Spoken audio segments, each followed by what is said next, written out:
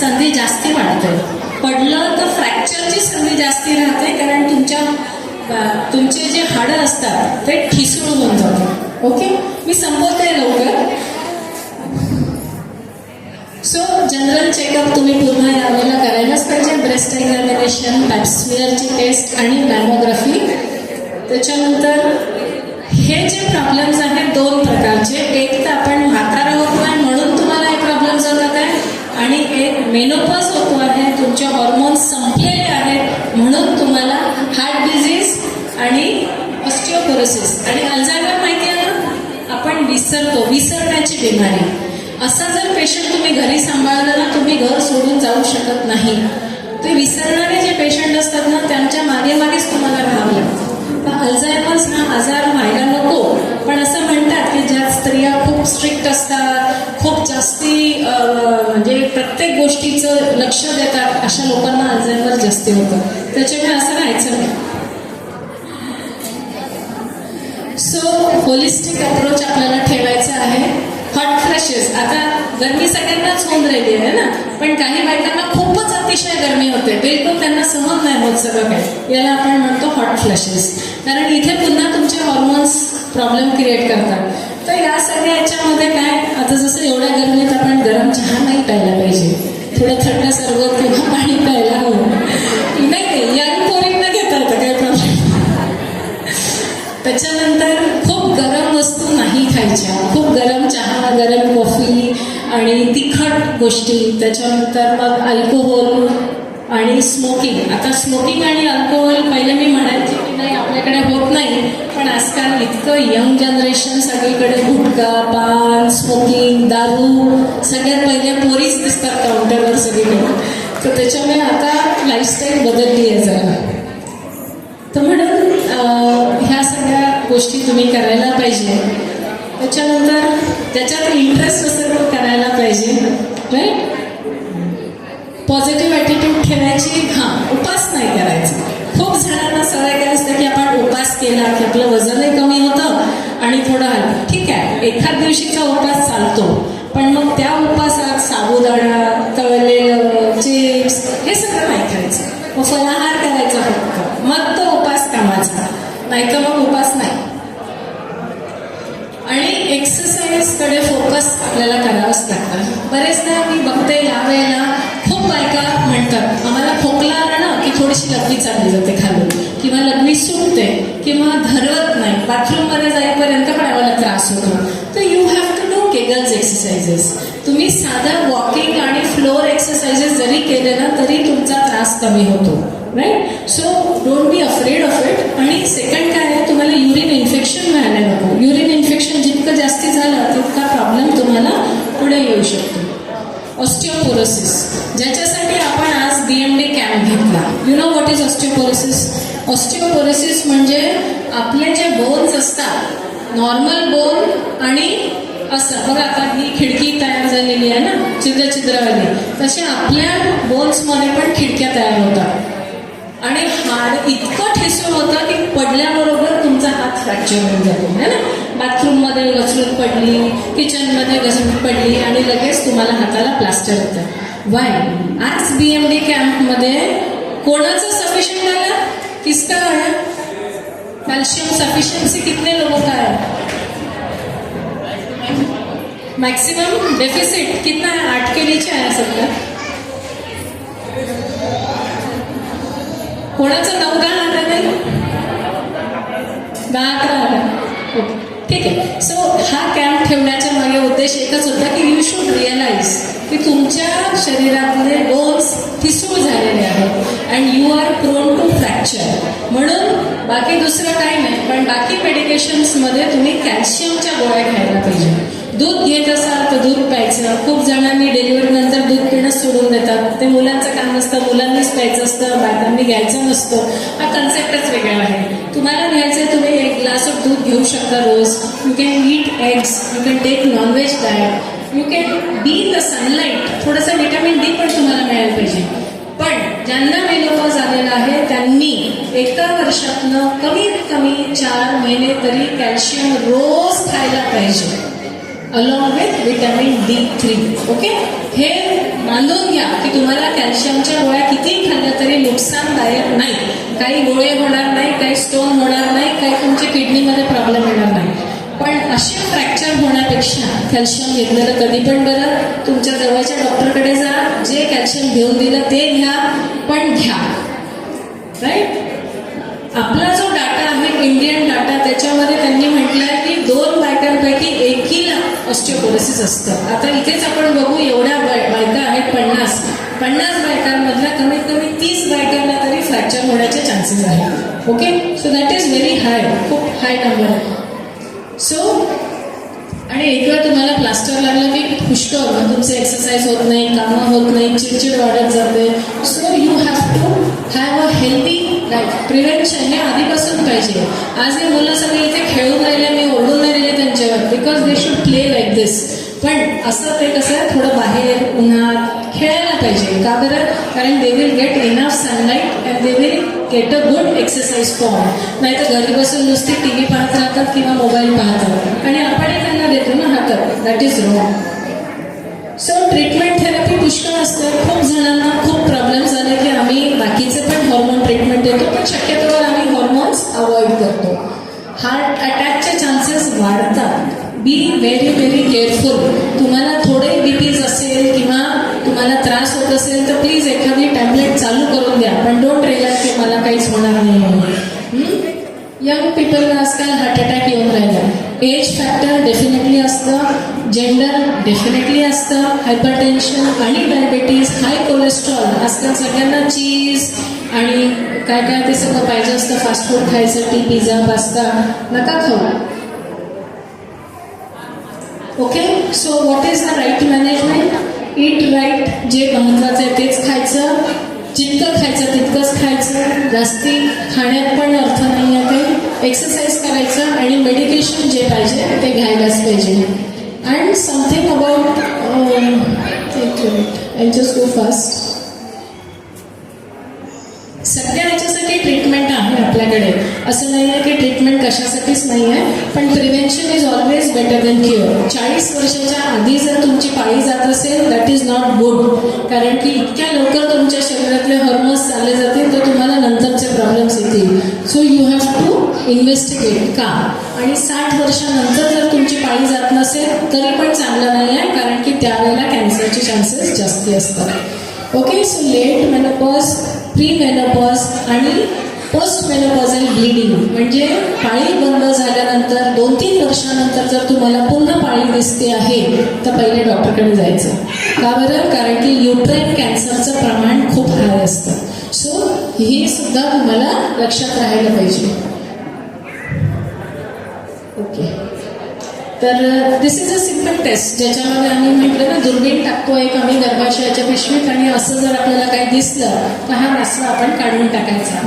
बरेचदा या ट्रीटमेंटनीच पेशंटला फायदा होतो, पण याच्यामध्ये जर कॅन्सर निघाला तर तुम्हाला अर्ली ट्रीटमेंट डायग्नोसिस हे होऊ शकतं. So I come to the end की growing old is natural but feeling old is not. म्हणजे तुमचं वय वाढवून राहिलेलं आहे, नेचरने तुम्हाला म्हातारे बनवलंय ठीक आहे, पण तुम्ही स्वतःला समजू नका. Okay, so that is my end line and thank you so much. Thank you so much.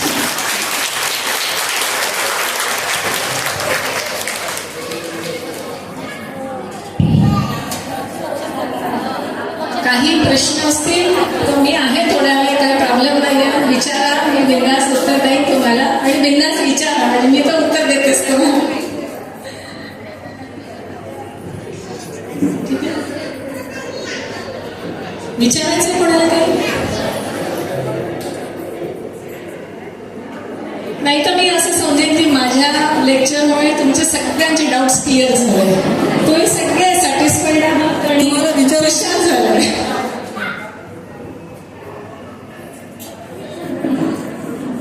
मग तुम्ही आता कराल ना हे सगळं मी जे सांगितलं ते? दूध प्यायचं आहे, हिमोग्लोबिन पाहायचं आहे, ब्लड शुगर पाहायचं आहे, एक्सरसाइज करायचं आहे आणि काय प्रॉब्लेम असेल तर डॉक्टरकडे जायचं, शेजाऱ्यांना विचारायचं.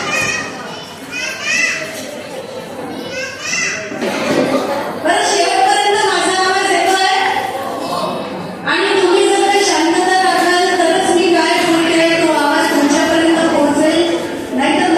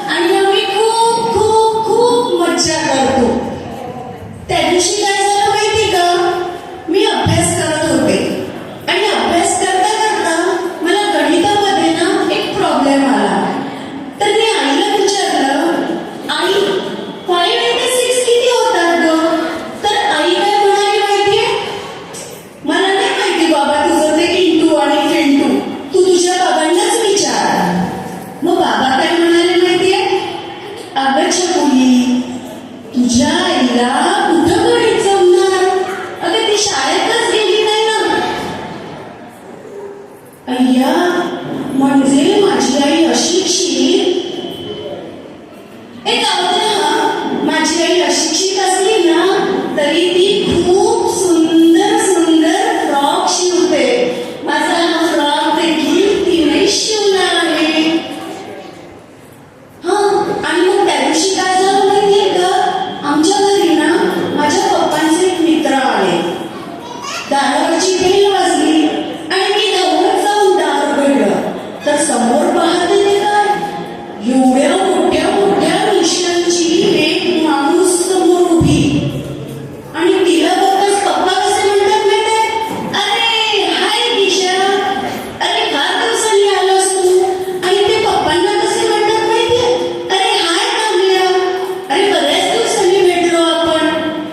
या दोघांचं सारखं आपलं सुरू होतं, दाम्या किशा दाम्या किशा.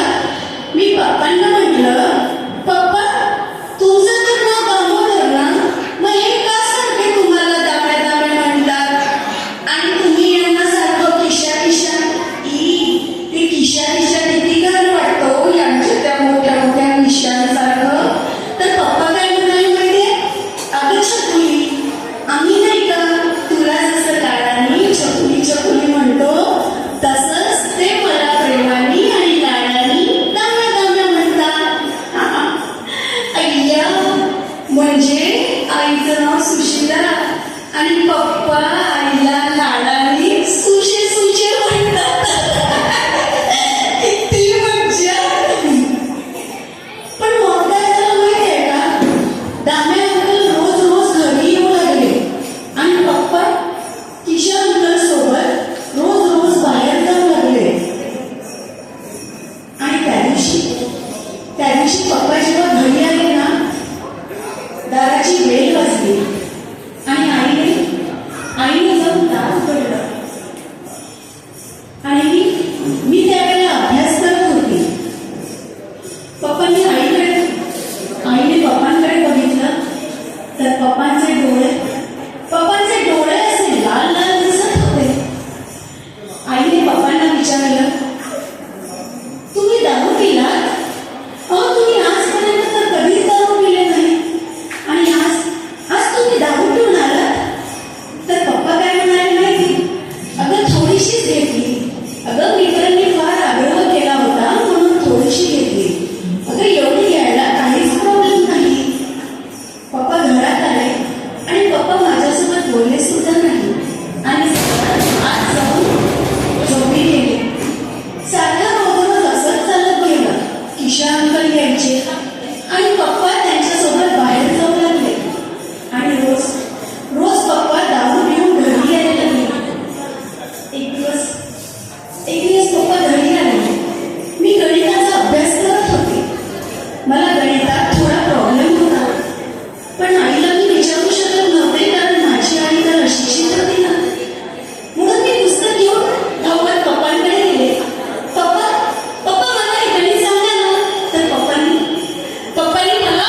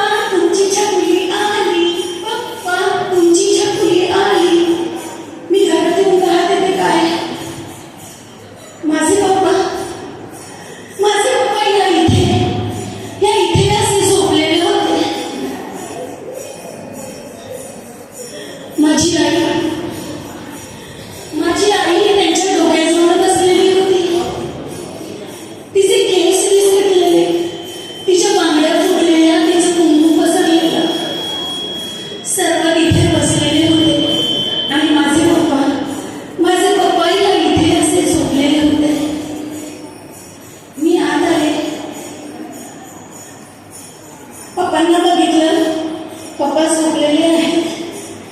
आईला विचारलं, आई आई पप्पा का झोपलेले आहेत ग? पप्पा पप्पा उठा ना, पप्पा उठा ना, पप्पा पप्पा तुम्ही का झोपले आहात? पप्पा उठा ना. काकू काकू काकू पप्पा का उठत नाही? उठवा ना पप्पांना. पप्पा उठा ना. मामा बोल ना रे, पप्पा का उठत नाही? उठवा ना पप्पांना. पप्पा प्लीज उठा ना. पप्पा उठा. पप्पा मी तुमच्याशी बोलते. पप्पा उठा ना. पप्पा मी कधी कधी तुमच्या मागे लागणार नाही. पप्पा मी कधी कधी तुम्हाला खाऊ मागणार नाही. पप्पा प्लीज उठा ना. पप्पा उठा ना.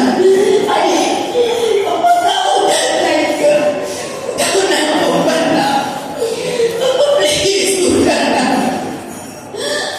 पप्पा उठा ना. ते सर्व म्हणतात माझे बाबा ते वगैरे गेले. ते कधी कधी परत येणार नाही. खरंच का हो माझे बाबा ते वगैरे गेले? खरंच का माझे बाबा कधी कधी परत येणार नाही? आणि ते सर्व म्हणतात माझी आई अशिक्षित असल्यामुळे तिला त्यांच्या जागी नोकरी सुद्धा लागणार नाही. खरंच का हो माझ्या आईला नोकरी लागणार नाही? माझे बाबा खरंच परत नाही येणार का? पप्पा पप्पा उठा ना. पप्पा प्लीज उठा.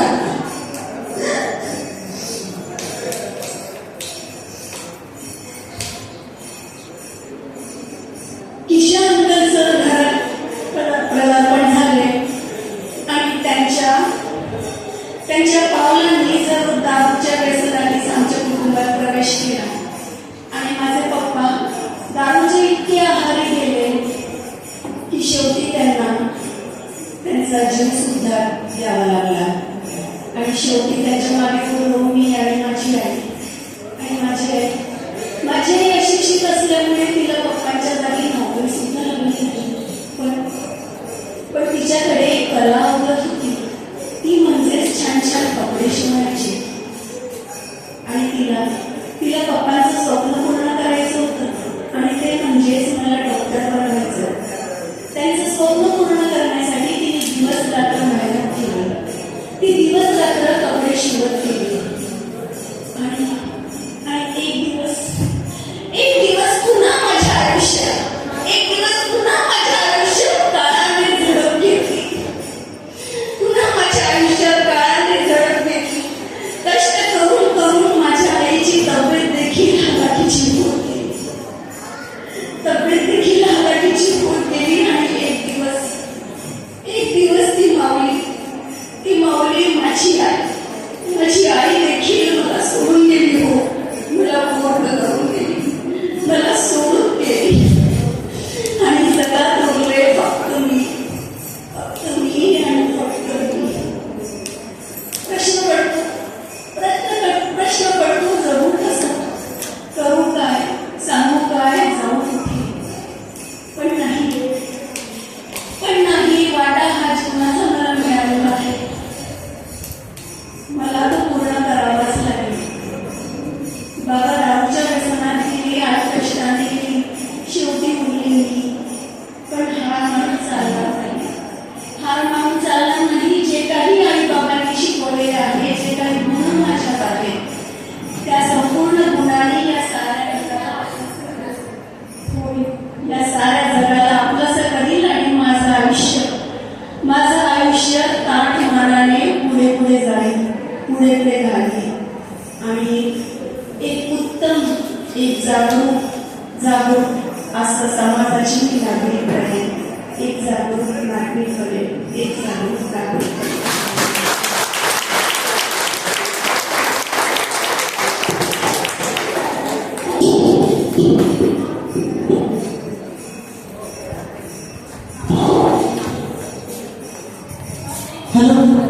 एका पात्राचे त्यांनी सादर केले आहे. त्यातून त्यांनी खूप मोठा संदेश आपल्याला खरं दिलेला आहे. आणि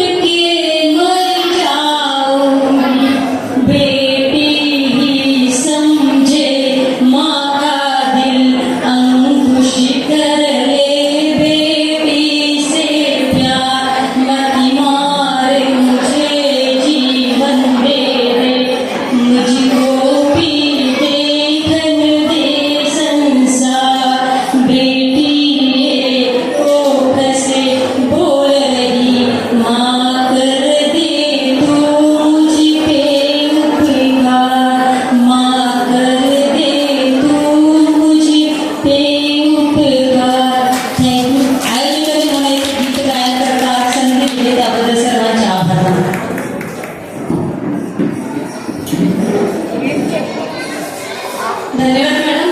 खूप सुंदर आपण गायन सादर केलेलं आहे. सर्वांना विनंती आहे की जेवण सुरू झालेलं आहे तर जेवणाचा आस्वाद सर्वांनी सुरू करावा. त्याचप्रमाणे इथे रक्त तपासणी, बोन टेस्ट व इतर काही टेस्ट आहेत त्या आयोजित आहेत. आपण सर्व त्या टेस्ट त्याही सुरू कराव्या आणि तुमच्या राहिल्या त्यांनी पूर्ण कराव्या. यानंतर इथे सांस्कृतिक कार्यक्रमात आपण सर्व सादर केलं आहोत ग्रुप डान्स. गाण्याचे बोल आहेत मंगळागो खेळूया. यात सादरकर्त्या भगिनी आहेत छाया कुरळकर मॅडम, प्रिया कडू, सोनू खामलकर, सोनाली कडू, माधुरी नाडेकर, गायत्री आणि प्रज्ञा भगत.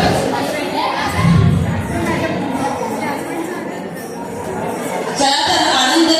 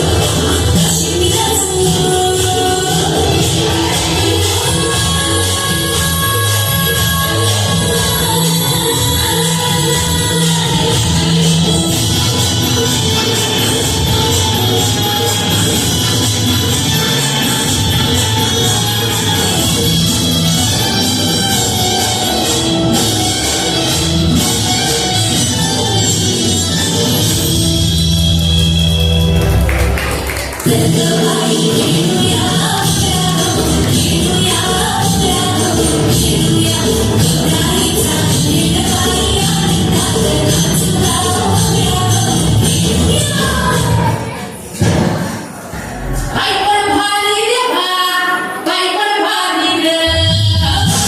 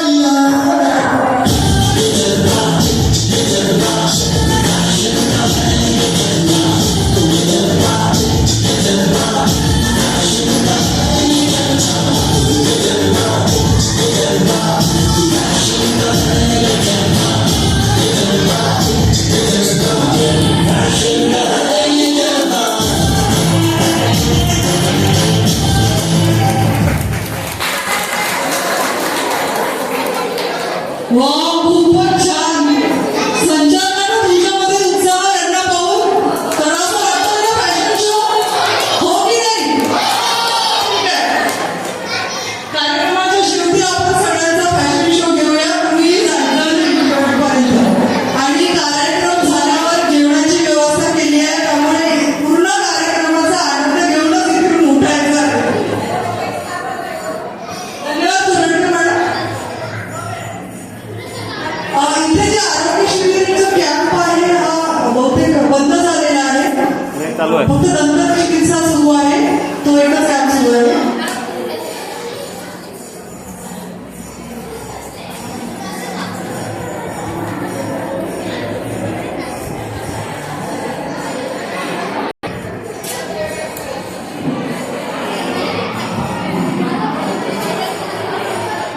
आमच्या पुरुषांच्या मार्फत आपल्या सर्व महिलांना त्या महिला दिनाच्या आम्ही शुभेच्छा देतो 2 दिवस उशिरा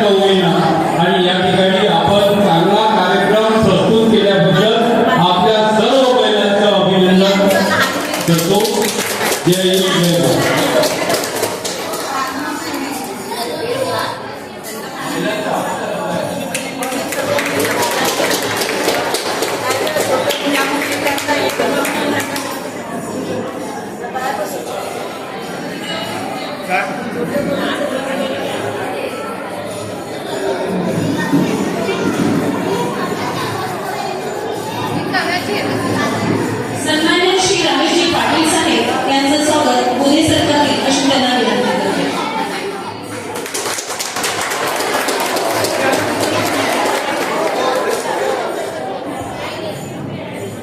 माननीय श्री गणेशजी पाडवे सर, पावडे सर, यवतमाळ सचिव यांचं स्वागत माननीय श्री पुणे सर करतील अशी मी त्यांना विनंती करते.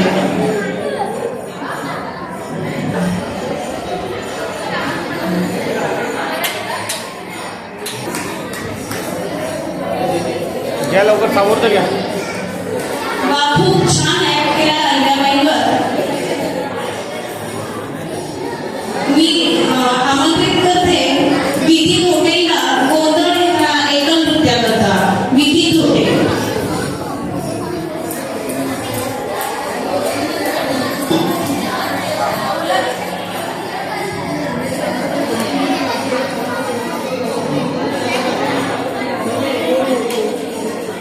त्याच्यानंतर कोण तयार राहायचं ते सांगा. त्याच्यानंतर सांगा. यानंतर तुझ्या वैकुंठाचा कारभार रुद्रास यांनी रेडी राहावं.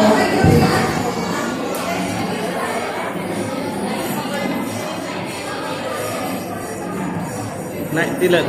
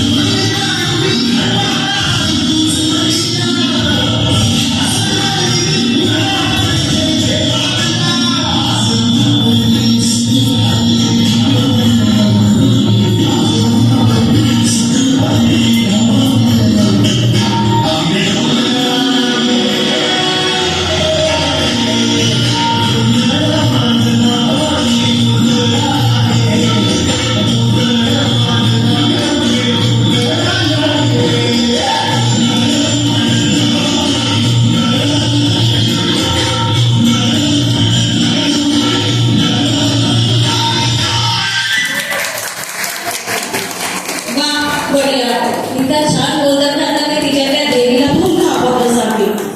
जन्मात या मुलीचं स्वागत करूया. अहिल्यादेवी होळकर यांच्या प्रतिमेला अभिवादन करू. आजच्या महिला दिन धनगर समाज महिला मेळावा आणि ते साजरा करत आहोत. सर्व महिला भगिनींना माझा जागतिक दिनाच्या महिला दिनाच्या हार्दिक शुभेच्छा.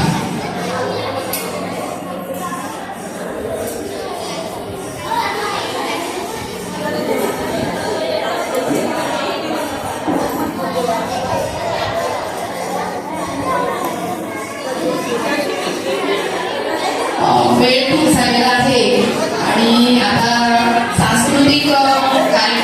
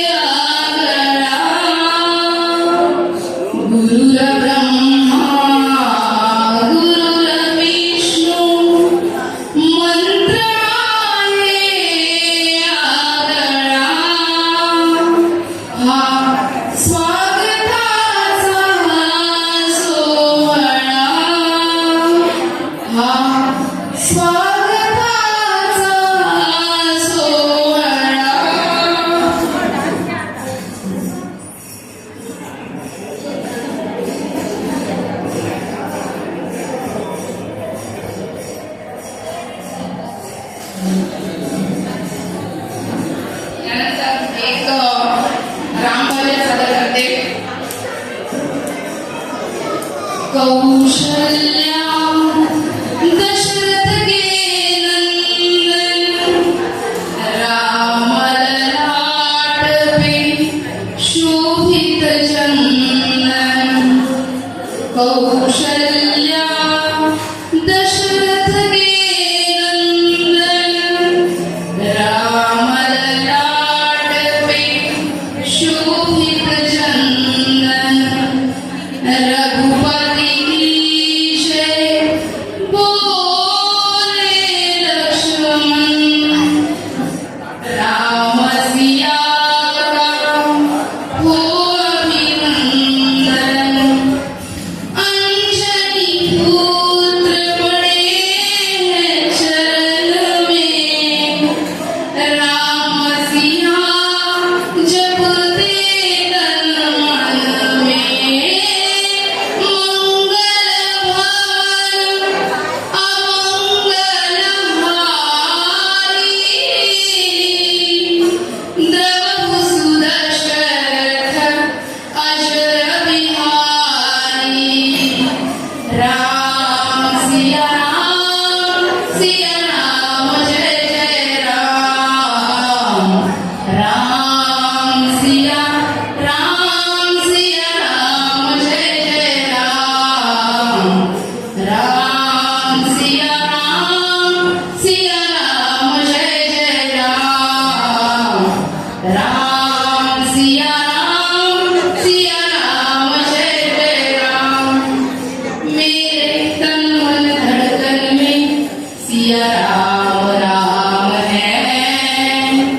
मेरे तन मन धड़कन में सिया राम है. मन मंदिर के दर्पण में सिया राम है. तू ही सिया का राम, तू ही राम, तू ही सिया का राम, राधा का तू ही श्याम. जन्मों जन्म का ये साथ है. मीरा का तू भजन भजते हरि पवन. तुलसी ने भी लिखी ये बात है. मंगल भवन अमंगल हारी द्रवहु सुदशरथ अजर बिहारी. राम सिया राम जय जय राम. राम सिया राम जय जय राम. मंगल भवन अमंगल हारी द्रवहु सुदशरथ अजर बिहारी. राम सिया राम जय जय राम. राम सिया राम जय जय राम. मेरे तन मन धड़कन में सिया राम है. मेरे तन मन धड़कन में सिया राम है. मन मंदिर के दर्पण में सिया राम है. तू ही सिया का राम, राधा का तू ही श्याम. जन्मों जन्म का ही ये